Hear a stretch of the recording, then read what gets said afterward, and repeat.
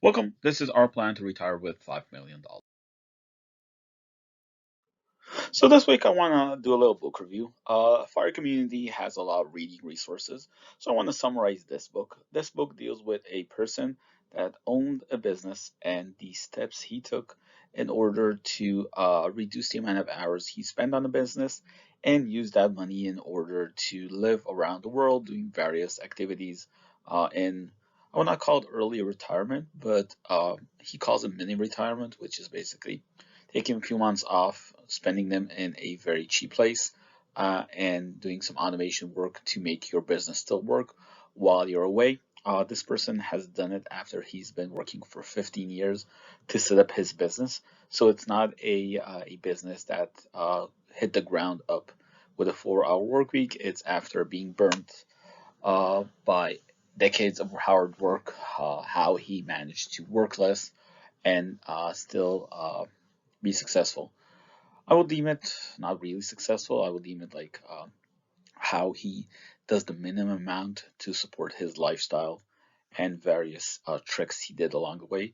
He's a very persuasive book. The book by itself is a good read, but it does tend to shy away from the fire community to laziness mentality, I would say.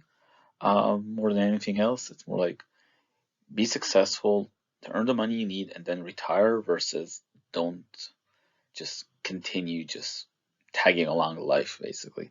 So I have objections to the whole mantra, but I still want to review it because he has some good points as well that can be applied to a fire type scenario, especially with family.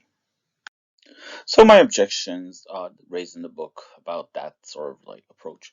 So this person is a business owner, meaning he still works. The 4 hour work week is still a 4 hour work week. You can say it's a large amount of a chunk of time or a small amount of time, but it is still time, meaning you have to be connected to the world.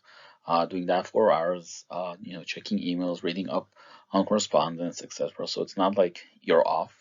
4 hour is like 10% of a normal work week, but it's still 10% versus 0%, which is the fire.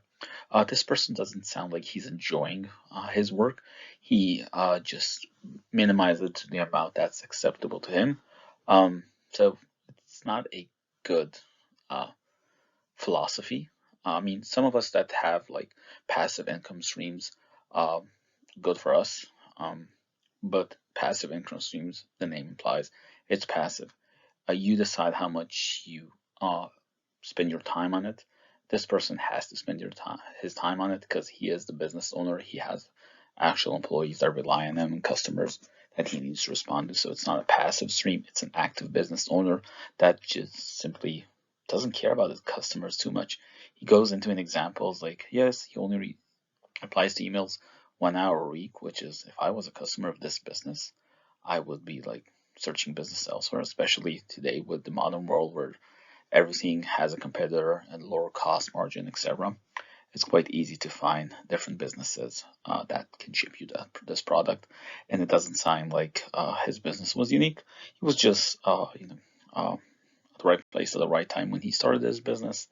But he worked very hard to make it successful again for a decade or so until he was burnt out. So this person works in, I would say, U.S. probably by the name of him and the connections he mentioned. But he spends his time when he's not working in cheap locations.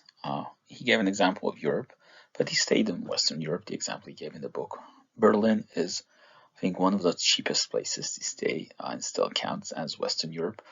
Rent there is super cheap, and of course, food is, and beer in general in Germany is cheap. So he chose the least expensive place to stay, and he gave an example of China and South America as well, Buenos Aires specifically. So these are very cheap places to live and stay. He doesn't go into details like how much his business makes him, but it sounds like he works from cheap places and uses income from first world countries to support it.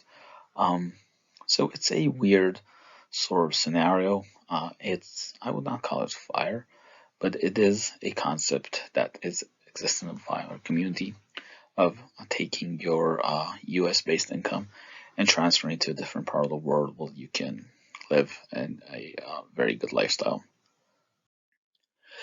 In this book, he goes into very large details about automation, how he automated his job, basically set up auto replies to emails, and set up guidelines for his vendors on never to contact him and gave them free will on spending his money. So some of the things are good and well, but if you were a customer of this business and wanted someone to answer your phone or your email, someone with authority or power that can actually rely on you versus using a vendor.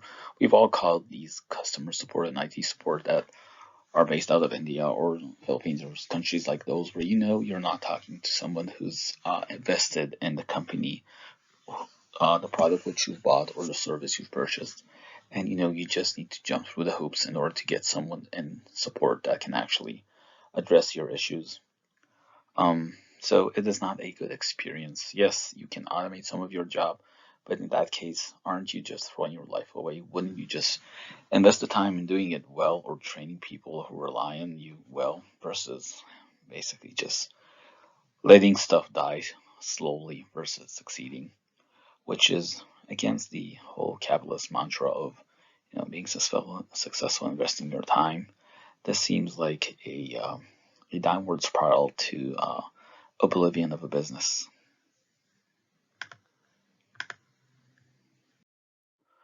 So far, the bad things, or in my opinion, the bad things in the book, but he did have some good ideas.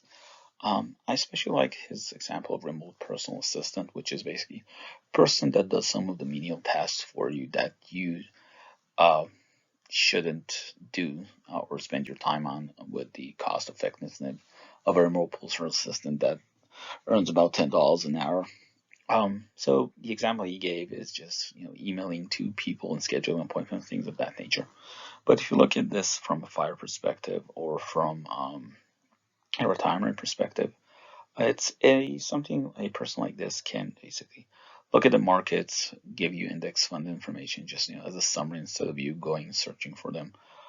This person can go ahead and book your stays and vacation in different parts of the world. Yes, I know there are travel agencies that do that, but with a personal assistant, it can be tailored to your experiences without having a travel agent take a cut of your vacation. I'll give an example where I'm planning on investing that time.